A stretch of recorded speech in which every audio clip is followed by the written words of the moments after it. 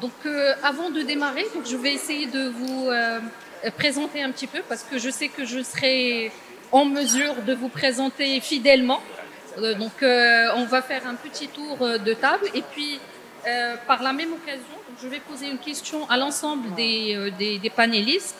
Euh, on est en train de parler effectivement de la RSE comme étant un levier de développement et d'impact positif pour les territoires. Donc, pendant des années, la RSE effectivement était considérée comme étant des actions sociales, des actions philanthropiques, des actions vraiment disparates et ponctuelles, donc sans aucune orientation spécifique. Aujourd'hui, on est face à une évolution des attentes, face à une évolution des orientations et des besoins spécifiques des territoires et des populations.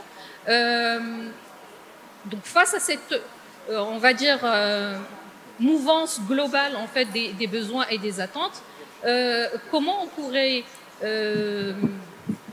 comment la RSE pourrait être un facteur d'impact positif pour les territoires. Donc ça, c'est vraiment une question générale que je poserai à tous.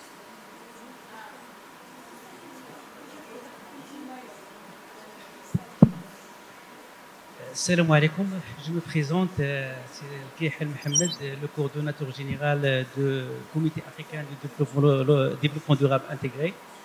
C'est un nouveau bébé qui a été initié par l'ensemble des collaborateurs africains, y compris des organisations gouvernementales et non gouvernementales, et aussi anciens ministres qui sont représentés dans les 5 régions d'Afrique qui sont spécialisées dans le domaine du développement durable, et aussi à l'ensemble des universités.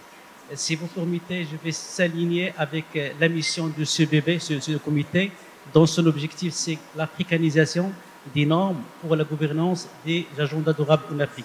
Je vais essayer de répondre à votre question à travers, en mettant en lumière, de résoudre un problématique dans le territoire. Donc, je vais essayer de bien plaidoyer comment nous pouvons passer d'une responsabilité sociale des entreprises à une responsabilité territoriale des entreprises. Sincèrement, je n'ai pas mis en cause le cadre conceptuel de la RSE, mais plutôt que ce cadre conceptuel doit s'adapter avec la mutation du territoire, sachant que le contexte et les textes qui régissent les territoires, surtout au Maroc, ont changé. Et vous connaissez mieux que moi que dans le territoire, il y a 3 acteurs stratégiques de développement. Il y a les acteurs publics, les acteurs privés et les acteurs associatifs.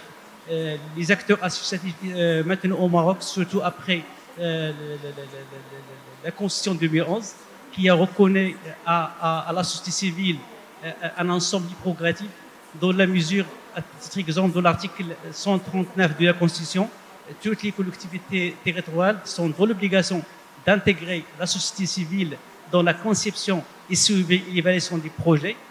Et vous connaissez bien que parmi les missions stratégiques des acteurs associatifs, c'est plaidoyer pour que les projets de développement territorial doivent respecter les principes ou bien les valeurs des objectifs de développement durable.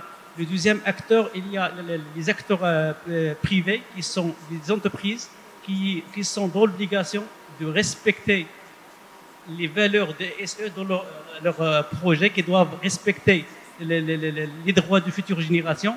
Et le troisième acteur, ce sont l'acteur public, décomposé en 2 acteurs. Il y a les acteurs du public qui sont les services déconcentrés, qui représentent, c'est-à-dire les départements ministériels.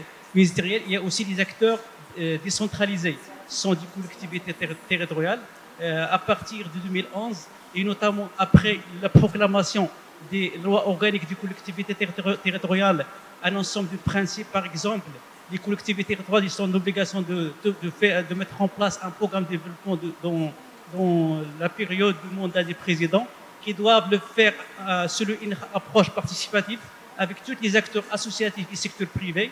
Dans cette phase de concertation, il y a plusieurs acteurs qui donnent leur avis que ce programme doit respecter, c'est-à-dire les valeurs de la responsabilité, disons, territoriale des entreprises. je m'arrête. On va essayer on aura à discuter davantage, donc je laisse la parole pour vous présenter et puis donner. Donc bonjour, merci aux organisateurs.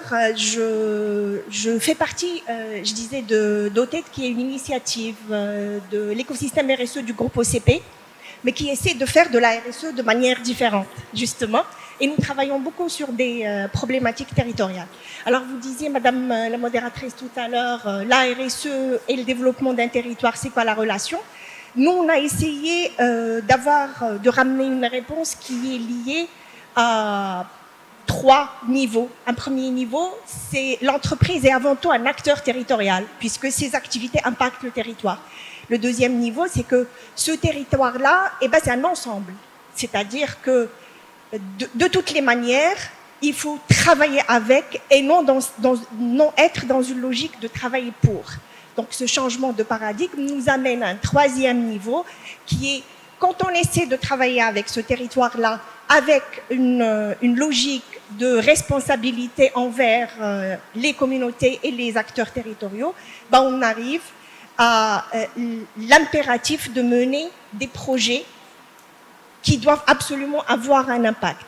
Et cet impact-là, peut-être que je précède un peu l'une de vos questions, mais je dirais de manière juste sommaire, on y reviendra par la suite, se mesure à la manière avec laquelle ce territoire va vivre au-delà de l'impact de la RSE. Cette capacitation de ces acteurs-là à pouvoir se prendre en main, à pouvoir assurer un développement endogène, en dehors d'une action exogène d'une entreprise donnée. Une sorte d'autonomisation en fait du territoire et des personnes. Très bien, donc vous avez parlé d'intelligence collective, donc fédérer un petit peu et faire participer l'ensemble. Donc vous avez parlé aussi de responsabilité territoriale. Donc Madame Amina, comment fédérer justement cette intelligence collective au profit d'une responsabilité ou pour servir une responsabilité territoriale d'une entreprise ou une institution, parce que effectivement, la responsabilité territoriale n'est pas uniquement spécifique à l'entreprise. Merci. 2 petits mots pour vous dire qui je suis. Amina Kchelit, je suis professeure universitaire, économiste de formation. J'ai beaucoup formé et accompagné les territoires en termes d'innovation sociale et d'économie sociale et solidaire. Et j'accompagne à travers une plateforme digitale qui s'appelle le Sierra Executive Academy, les porteurs de projets à impact social et environnemental dans les territoires. Et à ce titre-là, moi j'ai envie de vous parler d'une nouvelle dimension, parce qu'on parle beaucoup de la RSE, mais on ne parle pas de la responsabilité territoriale des entreprises, la RTE. Au niveau mondial, on en parle, mais au Maroc, c'est rare, qu'on fait le lien entre est-ce que c'est de la RSE, est-ce que c'est de la RTE. En fait, quelle est la différence entre les deux? La RSE, en fait, c'est une initiative de l'entreprise pour répondre à un référentiel qui va englober en fait le social, l'environnemental et la gouvernance. Donc c'est un projet individuel, je dirais, d'une entreprise. La RTE, on est beaucoup plus, là on est dans le collectif. C'est l'entreprise avec les acteurs de l'écosystème qui sont présents sur un territoire, qui vont œuvrer pour préserver le bien commun, qui est donc le territoire, et qui vont œuvrer pour créer davantage d'emplois sur le territoire, pour insérer davantage de personnes, créer de la valeur, etc. Donc, en fait, on est dans quelque chose de systémique, de global, qui va toucher un petit peu le territoire sur lequel l'entreprise œuvre. Et c'est aussi une manière de créer de la cohésion sociale sur un territoire qui est économique et qui est important, en fait, pour l'entreprise. Donc, mais on reviendrait, si vous voulez, en détail sur ces questions-là. Mais là, on est dans l'intérêt global, général, dans l'intérêt collectif. On n'est pas dans l'intérêt spécifiquement à l'entreprise. Très bien. Voilà. Très bien. Si ça, pour vous, la RSE et l'impact positif sur les territoires, donc pour vous, il se matérialise par quelle orientation? Bonjour, je me permets de me présenter. Bien sûr. Saad Azaoui, directeur Asset Management et ESG au niveau de Managem. Par rapport à votre question, en fait, Moi, je vais parler par rapport à la nature du métier minier. Généralement, les mines ils sont généralement situées dans des zones excentrées et souvent désertiques et fragiles. Et ce sont souvent des territoires fragiles, et donc l'installation de la mine apporte une dynamique économique. Et parfois, le risque, c'est de créer une dépendance, sachant que la mine a une durée de vie.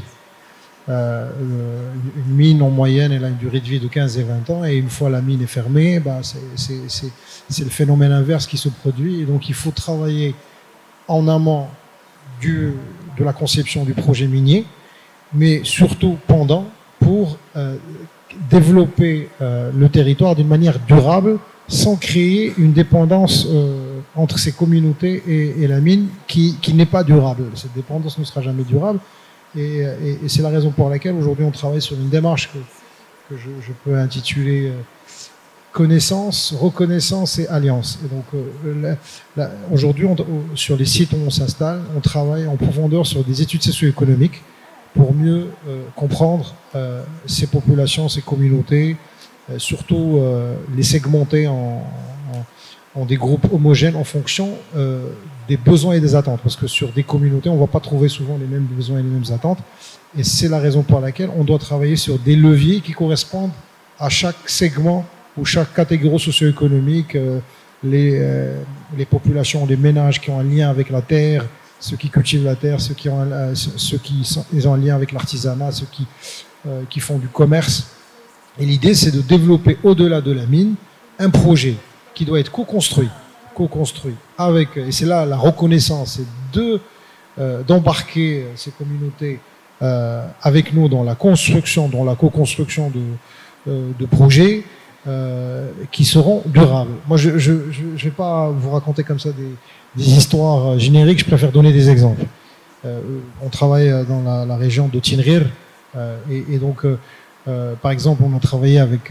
et c'est la co-construction, moi je dis à échelle, elle peut être aussi communauté, aussi institution publique. Et donc par exemple, sur la région de Tinrir, nous sommes dans des zones qui sont généralement des terrains collectifs. Et donc on a travaillé avec le ministère de l'Intérieur, par exemple, sur... je peux en citer plusieurs exemples, mais cet exemple me plaît. Et je pense qu'il va vous plaire aussi. Et donc en fait, on a travaillé sur... Nous avons des besoins en laverie, parce que les ouvriers travaillent avec des tenues et tout ça, qui sont lavés quotidiennement. Et l'idée, c'est de travailler, de créer une coopérative qui va externaliser, de créer de la sous-traitance. On a beaucoup de projets, tout ce qui est en fait, tout ce qui est ménage, tout ce qui est cuisine, fourniture de denrées alimentaires, des mines et tout ça. C'est généralement, on essaye de travailler avec un écosystème de proximité locale pour développer de la sous-traitance. Mais ce projet-là, on a travaillé sur un projet sur le long terme pour réduire sur 5 ans la dépendance, c'est-à-dire on accompagne la coopérative dans un premier temps pour lui assurer 80% du chiffre d'affaires, mais l'idée c'est qu'à la fin, au bout de 5 ans, on a un objectif avec eux, que la tendance s'inverse, c'est-à-dire que nous on représente 20% du chiffre d'affaires et 80% est hors mine, c'est-à-dire qu'on va les accompagner, les former pour aller conquérir d'autres marchés, des cliniques, parce qu'il y en a maintenant des cliniques, des Acdital, Arachidia, des restaurants, des hôtels et tout ça, et avec bien sûr un accompagnement en termes de formation et de commercialisation de leur activité. Et on a plusieurs projets maintenant comme ça dans le domaine de l'artisanat. On travaille aussi sur la partie artisanat. Très bien. Donc, la compréhension des besoins spécifiques en fait de chaque territoire, etc. Mais justement par rapport à cette alliance et cette, on va dire, participation, donc ce travail participatif avec le territoire lui-même. Concrètement, comment on pourrait construire ou co-construire cette alliance pour pouvoir avoir ou maximiser l'impact des actions et l'impact en fait des projets par la suite, justement avec une tendance et une orientation d'autonomisation in fine. Alors, vous voyez, les coopératives, les associations qui sont créées par Managem, moi je les rencontre par exemple dans le cadre de l'économie sociale et solidaire. dans les salons, dans l'accompagnement, dans toutes les actions de commercialisation, etc. Donc, je connais bien leur modèle. Et c'est un modèle qui est assez intéressant parce qu'en fait, il y a 3 acteurs dans l'économie. Vous avez le public, vous avez le privé, et vous avez ce qu'on qualifie du tiers secteur. C'est-à-dire qu'une entreprise privée a la vocation à faire du résultat et à redistribuer aux actionnaires. Une entreprise publique, elle peut aussi avoir cette vocation, mais elle est beaucoup plus dans une dimension plutôt de répondre à un besoin de la nation, en formation, en éducation, en santé, etc. Le tiers secteur, c'est entre les deux. En fait, c'est créer de la valeur dans le collectif. Et dans des besoins qui ne répondent qui n'intéressent ni le public ni le privé, pour diverses raisons. Soit ils n'ont pas les moyens, soit ils n'ont pas les compétences, pour un tas de raisons. En tous les cas, il faudrait créer du lien entre ces 3 secteurs sur un territoire. Et je dirais que l'objectif final, c'est quoi? L'objectif final, c'est de préserver tous les savoir-faire locaux, les métiers, tout ce qui est en fait compétences locales, dans laquelle il n'y a pas beaucoup de concurrence en fait au niveau international. Ça peut être l'artisanat, ça peut être les produits de terroir, ça peut être la couture, ça peut être la poterie, etc. Il y a beaucoup d'exemples en fait. Il y a énormément d'exemples. Et aujourd'hui, on est vraiment dans un changement de modèle économique. C'est-à-dire qu'avant, et pendant des années, les entreprises allaient produire en Chine ou en Asie pour pouvoir réduire les coûts. Aujourd'hui, on est beaucoup plus dans la préservation des métiers locaux et dans le retour au local et au territorial. Donc ça, c'est vraiment... Et d'ailleurs, ces concepts de la région, ils ne sont pas venus par hasard. L'objectif, c'est vraiment d'outiller les territoires par les moyens et leur donner les compétences pour pouvoir continuer à créer davantage de valeur. Il y a un autre point que je voudrais également aborder dans cette construction de territoire. Un territoire, c'est quelque chose qui est en mouvement. Aujourd'hui, vous avez une activité. Dans quelques temps, cette activité peut être en difficulté. Vous pouvez avoir un secteur, ça peut être par exemple le cuir, ou la poterie, ou le bois, ou d'autres activités. Ces métiers-là, ces savoirs-là, c'est important de pouvoir continuer à les accompagner par l'innovation, par la créativité, pour qu'ils continuent toujours à se développer. Et c'est ce qu'on appelle en fait les SPL, les systèmes productifs locaux, ou les clusters. Et sur un territoire, sur ces compétences-là, des fois, vous avez une entreprise qui va attirer tout un cluster ou tout un système productif local. Et donc, c'est aussi ça, la responsabilité territoriale d'une entreprise. Si vous permettez, justement, je voudrais juste, si vous le permettez, vous donner un petit exemple un peu qui regroupe ce que nos chers panélistes ont abordé concernant la préservation, la valorisation des savoirs locaux et la création d'une dynamique économique sur un territoire avec cette volonté de pouvoir le rendre durable. Je donnerai l'exemple d'un projet sur lequel nous sommes en train de travailler. Nous avons commencé vers 2021-2022 sur un territoire qui est la province de Hamna. Territoire complètement, à 80% rural, pleinement touché par le changement climatique, tout à fait, qui connaît des changements, même en termes de structure démographique, complètement de grands changements. Donc, on avait essayé de travailler, et nous, on essaie de partir de la spécificité d'un territoire donné, ce que nous, on appelle dans notre jargon le génie d'un territoire. Donc, en essayant de travailler sur l'écotourisme, la région s'y prête puisqu'elle est entre Casablanca, pourvoyeur de tourisme interne, Marrakech, pourvoyeur de tourisme international. Comment essayer de pouvoir en faire un levier de création de valeur? Dans une conférence où on a réuni un peu tous les acteurs, quelqu'un a dit, et vous me permettez, je vais le dire en arabe, de toutes les manières, or, il se trouve que Hadak al-Hajar, raconte l'histoire de 500 millions d'années de la Terre. Donc, au fur et à mesure, à travers tout un processus d'intelligence collective, avec les académiciens, parce que le rôle aussi est important, nous avons réussi à monter un projet de géoparc et que nous sommes en train d'initier la labellisation UNESCO, justement pour pouvoir faire de ce patrimoine géologique, et bien évidemment au-delà nous avons tout le volet artisanal, tout le volet et bien sûr agricole, avec toute la dynamique de ESS qui peut être générée derrière, avec une estimation d'un potentiel de création d'emplois de près de 7000 emplois. Juste sur un projet, en Afrique par exemple, il y a uniquement 3 géoparcs UNESCO, donc là on est sur une véritable création d'une dynamique territoriale à partir de quelque chose qui existe mais qui n'était pas valorisé. Et le point le plus important, c'est que au centre se trouve ce que nous on appelle le PPPC, c'est-à-dire le partenariat public-privé mais citoyen. Et donc c'est quelque chose qui de toutes les manières a été initié dans le cadre d'une politique RSE, d'une entreprise privée, mais dans la structuration de laquelle ont été dès le départ impliqués tous les autres acteurs territoriaux, et dont la finalité est de pouvoir faire vivre et donner un horizon beaucoup plus stable et beaucoup plus développé à ce territoire, à ces communautés. Très bien. Donc effectivement, donc, ce que vous avez présenté comme étant un véritable exemple concret en fait sur le terrain par rapport à cette on va dire intelligence collective en fait et de participatif de tous les partenaires, donc pour pouvoir concrétiser sur le terrain un vrai projet viable et durable dans le temps. Ça me laisse à poser en fait 2 petites questions. La première pour Monsieur El Kihel, donc en termes de gouvernance territoriale, en fait, comment quel rôle elle joue justement pour pouvoir asseoir ces projets-là.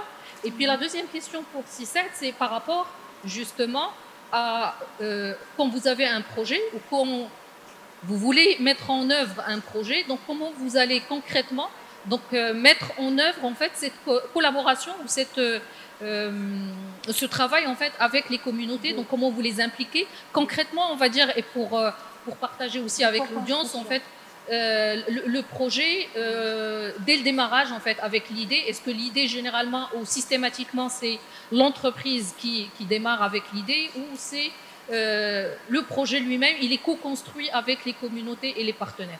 Donc je démarrerai avec la partie gouvernance. Merci Madame la Présidente.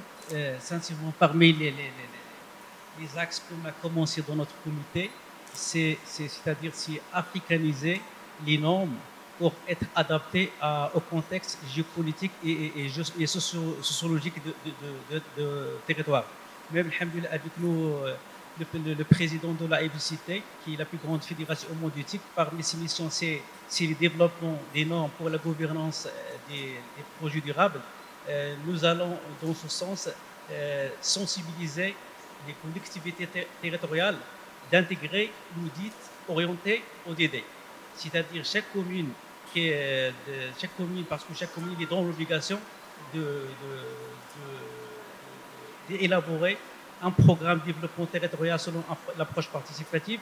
Nous allons les sensibiliser de l'importance d'intégrer cette logique de manière intégrée des objectifs de développement durable, soit au niveau social, économique, environnemental, aussi en matière de la gouvernance, c'est-à-dire en matière de management et le renforcement du dispositif de contrôle interne des communes. Très bien. Donc l'importance effectivement de cette notion africaine, elle est très importante, étant donné que beaucoup d'entreprises marocaines, ils ont un étendu en fait africain, donc avec beaucoup, donc on voit beaucoup d'entreprises qui s'installent à date d'aujourd'hui au niveau africain. Et donc par rapport à ceci, donc est-ce qu'il y a un programme en fait pour pouvoir justement initier ou inciter les entreprises marocaines à s'inscrire en fait dans cette démarche? Oui, effectivement, madame, selon ça, on a élaboré notre business model à travers un diagnostic stratégique sur l'ensemble des organes de gouvernance de l'Afrique, y compris l'Union africaine. Parmi les constats, on a constaté, alhamdoulilah, on a un ensemble des avancées en matière de la gouvernance royale, soit globale ou sectorielle, que nous pouvons, c'est-à-dire renforcer et aider notre frère africain dans le cadre de coopération sud-sud, à travers le transfert de connaissances dans tous les secteurs. Très bien, merci beaucoup. Et en fait, on a l'exemple de Managem justement, donc qui est une entreprise marocaine, mais qui a de l'étendue en fait au niveau africain. Donc justement, par rapport à cet aspect-là, donc en termes de collaboration et d'implication des communautés. Si vous pouvez nous en parler un peu plus. Donc en fait, comment on procède, je vais donner à chaque fois la démarche, la méthode théorique et parfois quelques exemples. Donc par exemple à l'échelle nationale, en fait, au niveau du Maroc, on part des études socio-économiques. Ces études sont complétées par des enquêtes terrain sur des ménages, mais on essaie de créer bien sûr, on fait appel à des cabinets spécialisés, on crée une base de données de toutes les études qui ont été réalisées aussi sur les plans de développement local, les plans de développement régional, toutes les études qui ont été réalisées par des ministères ou des ONG. On essaie de récupérer toutes ces données-là. Une fois on a récupéré ces données-là, on essaie de classer les besoins et les attentes des populations, les contraintes, et on organise par la suite des ateliers. Et là, ils sont organisés, en fait, on essaie d'inviter les associations des douars. Généralement, les douars dans ces régions-là, ils sont organisés en association. À la base, on va trouver une association de gestion de l'eau, ou là une gestion de plantation, qui sont, on va dire, les représentants les plus légitimes. Bien sûr, on croise avec la tutelle, le ministère de l'Intérieur, pour voir est-ce que ces gens sont vraiment sérieux, est-ce qu'ils sont légitimes. Et une fois on a la garantie, ah oui, c'est très important. Parce qu'on ne veut pas être embarqué dans des histoires avec des associations qui ont des intérêts politiques ou voilà, et qui peuvent nous orienter vers d'autres. Surtout qu'il y a des fois il y a des contraintes budgétaires qui sont énormes, donc il y a un minimum de crédibilité bien des sûr, partenaires. Bien sûr. Et donc on part, une fois on a identifié, on a classé, bien sûr, la légitimité, parce qu'on a un classement des parties prenantes, et dans les parties prenantes, il y a ces associations. Il y a aussi parfois les institutions publiques, la direction régionale de l'éducation. On travaille beaucoup avec l'ANZOA, l'Agence nationale de l'art gagné et des oasis, parce qu'on est souvent dans des territoires où ils opèrent avec l'ANEF, l'Agence nationale des eaux et forêts, avec l'ADAR, la direction des affaires rurales du ministère de l'Intérieur. Donc on croise avec tous ces... Et une fois on a identifié les besoins, et ben en fait on essaye soit de monter, bien sûr, le projet avec ça c'est la base, avec les citoyens, co-construction avec ces parties prenantes qu'on a identifiées et qui sont sérieux et qui sont légitimes. Et parfois on va aller, parce que le projet, d'un point de vue contrainte financière, il peut mobiliser des ressources assez importantes, et là on fait appel à d'autres parties prenantes qui peuvent faire avec eux des montages. Je vous donne un exemple concret. Au niveau d'une région, au niveau de Tcharoudens, on a identifié que c'est au niveau de Ehram, entre Tcharoudens et Tata, dans les enquêtes qu'on a pu réaliser, on a vu que le taux d'abandon est très important pour les filles. Et surtout, il y avait presque zéro fille. Dans un rayon de 30 km de Douar, il y avait presque une absence de filles au collège, au niveau collège. C'est-à-dire que toutes les filles abandonnaient la scolarité au niveau du primaire. Et on est rentré là plus dans le détail, parce qu'il faut analyser les données. Et on a vu que, en fait, les écoles primaires, ils sont dans un rayon par rapport au Douar, parce que c'est des douars qui ne sont pas assez denses, on est en région montagneuse, ils sont dans des rayons de 10 km, parce que chaque douar par classe, on va trouver 2 élèves. Donc ils ne peuvent pas constituer une école par douar, donc c'est généralement des écoles qui regroupent plusieurs douars. Mais quand on monte au collège, le rayon monte à 35 km. Et donc 35 km au milieu montagneux, c'est plus d'une heure de trajet, ou même plus. Et donc c'est compliqué pour les filles, et donc ils abandonnent. Et c'est là où on est parti discuter avec ces associations. Est-ce que on part vers Dar Tariba, une internat, ou là on finance transport scolaire pour ces filles? Et tout le monde s'est mis d'accord que le mieux c'était Dar Tariba, pour leur assurer une certaine stabilité et pour éviter le temps du trajet qui était... parce que même en minibus, et c'est des zones montagneuses, on pouvait aller à 1 heure de trajet. Voilà. Donc c'est à peu près... on a plusieurs... par rapport au stress hydrique, là aussi sur des zones, on a vu on a lancé des projets de coopératifs qui n'ont pas réussi. Quand on est rentré un peu plus dans le détail d'analyse avec les populations, on s'est rendu compte que 30% de la couverture végétale sur les 10 dernières années sur ces zones-là, elle a disparu à cause de la sécheresse.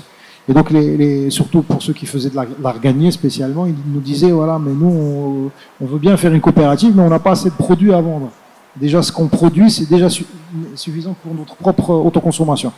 Et donc là, on a travaillé avec, bien sûr, l'ANZO et l'ANF pour travailler sur un programme de plantation et de transplantation de l'arganier, mais aussi de d'autres plantes médicinales pour reconstituer cette couverture et leur permettre, peut-être dans 5 ans, à recréer une coopérative de produits terroirs. Donc c'est des projets qui naissent effectivement d'un besoin réel de population. En l'international, en Afrique subsaharienne, c'est un peu plus complexe. On travaille beaucoup, là encore beaucoup plus, parce que c'est pas la même configuration territoriale qu'au Maroc. Au Maroc, on a quand même un pouvoir régalien. Un pouvoir régalien, surtout du ministère de l'Intérieur, qui est un garant et avec lesquels on coordonne le Qaïd, le Bacha, on confronte les données. En Afrique, on est plutôt plus en contact direct à 100% avec les communautés. Donc c'est un enjeu qui est important, qui influence et qui...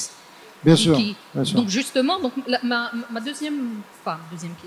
énième question à Madame Amina, en fait, justement, quels sont les critères qui peuvent garantir justement que les entreprises doivent prendre en considération dès le démarrage pour pouvoir assurer ou maximiser l'impact de l'action. C'est-à-dire que beaucoup d'entreprises, on a l'impression qu'ils ont des budgets, ils mettent en place des budgets, des organisations, des moyens pour pouvoir mettre en œuvre des actions, des projets, mais malheureusement les projets, soit qu'ils tombent à l'eau, soit que l'impact il ne touche pas toute la population ciblée initialement. Donc pour pouvoir justement orienter ou mieux orienter ces projets ou ces actions-là, pour vous, quels sont les critères les plus importants pour pouvoir justement maximiser ce succès? Alors, pour moi, le critère le plus important, c'est de partir du bas, de la population. C'est-à-dire, si on veut agir dans la durabilité, il ne faut surtout pas penser à la place des gens. Donc, et c'est important de voir, de les pousser à se mettre en route, en réflexion, pour voir comment eux-mêmes ils peuvent améliorer leur quotidien, quels sont leurs besoins, que ce soit en matière d'éducation, de santé, de création d'activités génératrices de revenus, etc., etc. C'est la démarche de l'innovation sociale, c'est-à-dire c'est la co-construction des solutions à partir de la population, des besoins spécifiques de la population. Et en fait, l'entreprise, elle peut venir accompagner, recadrer, réorienter, etc. Mais il faut partir quand même de la population. Ça me paraît un critère très important. Pour ne pas penser à la place. D'ailleurs, il y a eu beaucoup de programmes, par exemple, on a pensé pour les femmes, et que les femmes n'ont pas forcément investi dans différentes régions. Pourquoi? Parce qu'elles n'ont pas été sollicitées au démarrage, au départ. Et donc, ça, c'est une approche qu'il faut appliquer partout dans les projets de développement. Premier bénéficiaire, c'est celui qui doit être concerné par cette démarche, même si l'entreprise a de l'argent. Parce que l'impact, qui va créer l'impact? C'est les bénéficiaires. S'ils investissent le programme, vous pouvez faire tout ce que vous voulez comme programme. Et si les bénéficiaires ne l'investissent pas, en KPI, il n'y a pas grand-chose. Donc ça, c'est très important. Maintenant, concernant aujourd'hui les territoires au Maroc, il y a quand même aujourd'hui, l'écosystème il est quand même assez mature au Maroc maintenant, par rapport à il y a quelques années.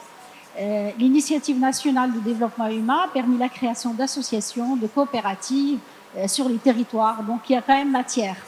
Et puis il y a eu toute cette démarche en fait de sensibilisation. Il y a des études qui ont été faites par les agences de développement régionales ou par les conseils régionaux sur les chaînes de valeur qui existent.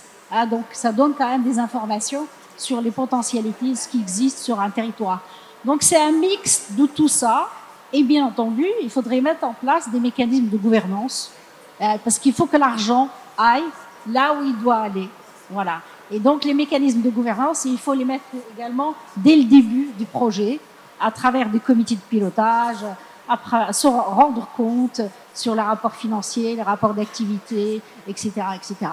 Donc voilà ce que je peux dire. S'il vous permettez, je voudrais rebondir un peu sur les deux dernières interventions en rappelant un cadre quand même assez extraordinaire que nous avons au Maroc, un cadre institutionnel, que sont les PDTI, donc les programmes de développement territoriaux intégrés. Oui, tout à fait. Et qui permettent, qui offrent aux entreprises, mais pas que, à tous les acteurs territoriaux, de pouvoir participer dans l'effort de développement d'un territoire. Bon là, bien évidemment, telles que les orientations de Sa Majesté ont été données, donc il y a bien évidemment le socle, que sont les concertations citoyennes, que sont bien évidemment la participation aussi bien des agences gouvernementales que des entreprises privées, mais il y a aussi cette logique d'intégration en transversalité, c'est-à-dire nous ne sommes pas dans une logique de projet ou d'action dirais-je, direct ou alors ciblant juste un élément ou une problématique donnée, mais nous sommes sur une transversalité qui permettent justement de regrouper les efforts de plusieurs parties pour pouvoir réaliser un objectif donné. Et je trouve que c'est quelque chose qui pourrait même aider sur cette problématique de gouvernance, parce qu'il ne s'agit pas uniquement que de financer, mais de participer au processus, à co-construire et bien évidemment à assurer la durabilité de l'impact. Très bien. Maintenant, effectivement, donc on a parlé beaucoup en fait de cette orientation participative, de cette orientation et de l'importance que vous avez cité tout à l'heure, donc la RSE versus la RTE, donc c'est la responsabilité de l'entreprise vis-à-vis de ces territoires. Aujourd'hui, il y a probablement beaucoup d'entreprises, peut-être certaines parmi nous aujourd'hui, qui ont cette volonté. Donc, NIA, elle est là. Donc, l'envie de faire des choses, elle est là. Mais concrètement, donc, comment et quelle approche pour pouvoir justement asseoir une stratégie ou une politique ou un plan d'action ou une feuille de route sur un territoire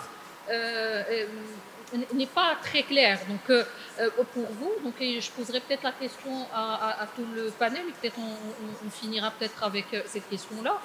Quels conseils vous pouvez donner à ces entreprises-là pour pouvoir justement avoir la meilleure orientation possible pour pouvoir structurer une action qui peut avoir un impact de manière durable sur un territoire, sachant que bien évidemment, donc une entreprise qui est basée au niveau d'Ouarzazate ou Tinrir n'est pas forcément celle qui est basée à Ain Sebaa, par exemple. Donc chaque territoire il est spécifique, chaque territoire il a des besoins et des spécificités, et les partenaires sont spécifiques bien évidemment à chaque région. Donc pour vous, en termes que ce soit en termes de gouvernance, en termes d'institutions qui pourraient être partenaires, les différentes parties prenantes aussi, pour vous, quelle approche pourrait avoir une entreprise qui a envie de faire de l'action territoriale et qui peut, donc d'un point de vue financier, les concrétiser? Qu'est-ce que vous pouvez leur donner comme conseil? La question, elle m'est posée à moi. Tout le panel, donc... je dirais peut-être je répondrai par dire ce qu'il ne faut surtout pas faire, c'est venir avec des solutions tout à fait réfléchies dans des bureaux. Importer des solutions. Tout à fait, ou alors des modèles, et de tout faire pour les implémenter sur le terrain avec cette logique de financement. La RSE d'une entreprise n'est pas uniquement dans le budget, elle est dans la co-construction, elle est dans la compréhension d'abord des spécificités de ces communautés et de ces territoires-là, et surtout dans cette logique de capacitation. Il ne s'agit pas de one-shot, comme vous l'avez dit tout à l'heure, mais surtout dans une volonté de pouvoir faire durer et leur donner tous les moyens pour qu'ils puissent être acteurs de leur propre développement. Et il y a aussi une notion je vais rajouter une nuance pour Madame Amina, donc la notion de satisfaction aussi. Donc des fois c'est difficile en fait de satisfaire tous les partenaires, tous les on va dire les acteurs d'un territoire à travers une action ou deux. Donc comment peut-on aussi prendre cet enjeu aussi dans le cadre de la construction de l'action? En fait, une entreprise, elle a un impact positif et elle a un impact négatif sur un territoire. C'est souvent le cas.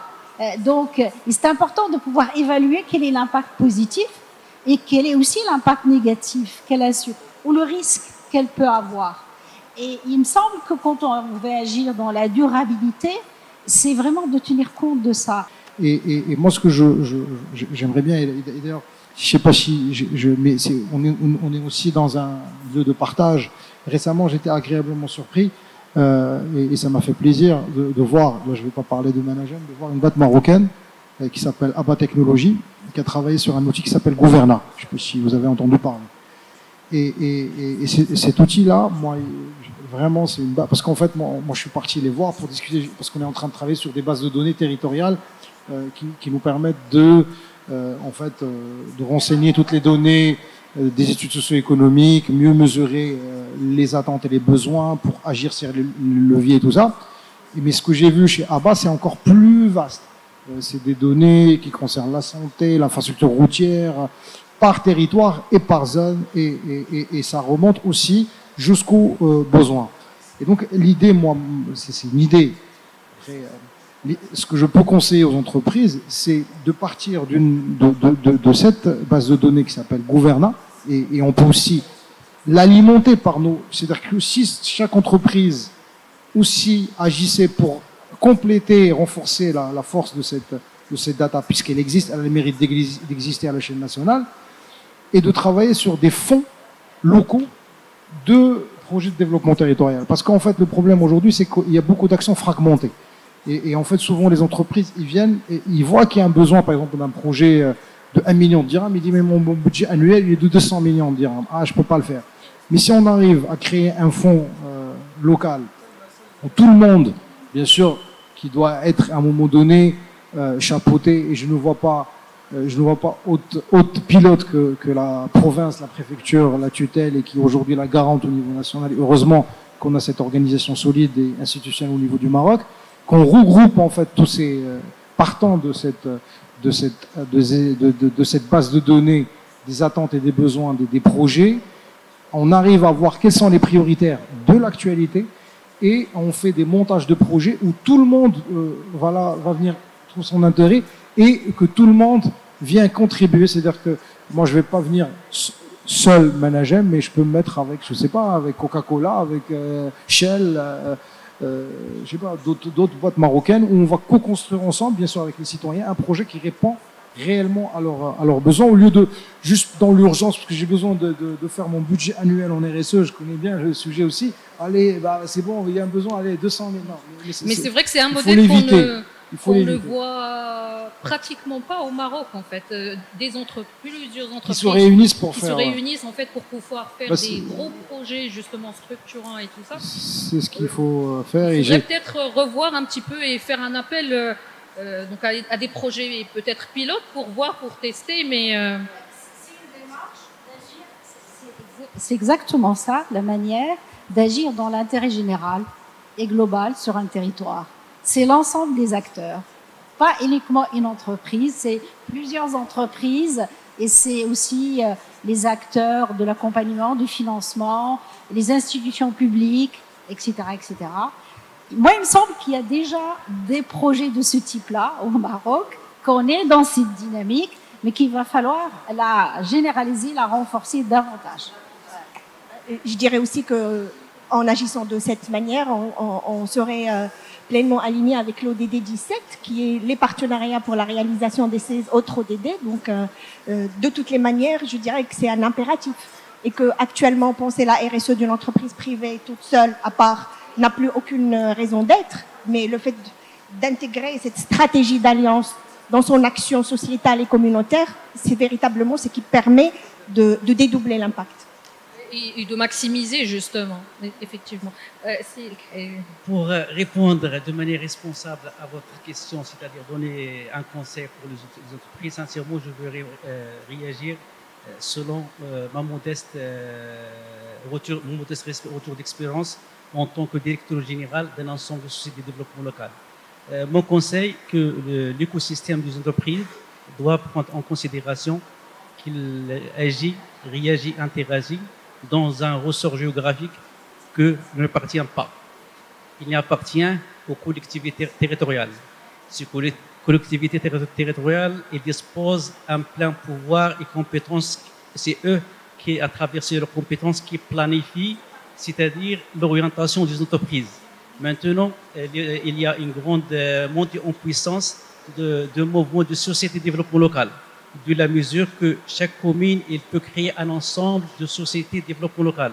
À titre d'exemple, moi, lorsque j'étais directeur général de la société de développement local de Berkane, j'ai commencé par une société, mais on a fait une projection, sachant que cette société de développement local était typique. Elle couvre 16 communes, c'est-à-dire toutes les communes de la province, dont l'objet social, c'est l'exploitation de tous les services publics donc, de communes. On a commencé par une, on a projeté pour 5. Maintenant, je pense qu'il y a plusieurs communes qui vont, c'est-à-dire, au lieu de déléguer leurs services publics à une autre société, ils vont gérer de main directe ces services. Donc, je pense que selon le nouveau paradigme, je pense que nous n'allons pas passer d'une responsabilité sociale des entreprises à une responsabilité territoriale d'entreprise, mais on va passer carrément à une responsabilité territoriale des organisations. Très bien, merci beaucoup. Et je pense que c'est une très belle phrase en fait pour pouvoir justement clôturer ce panel. Donc, on a parlé bien évidemment de la responsabilité sociale et sociétale des entreprises, donc qui tend vers une responsabilité territoriale, mais aussi une responsabilité territoriale des organisations de manière globale.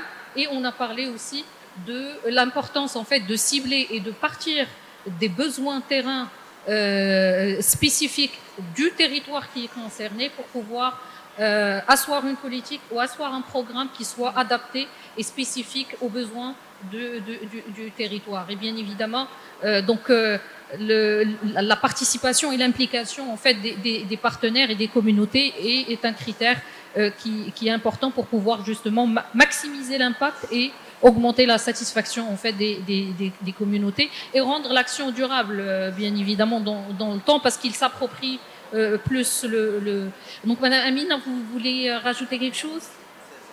Non, moi je voudrais juste qu'on adopte ce terme RTE au RTO. RTO, qu'on en parle de plus il est en plus général effectivement. Voilà, je voudrais qu'on l'adopte et qu'on commence à le dire dans le langage et qu'on ne s'arrête pas à la RSE. Voilà. Très bien, merci beaucoup. Je remercie nos chers panélistes, merci à l'audience, merci aux organisateurs.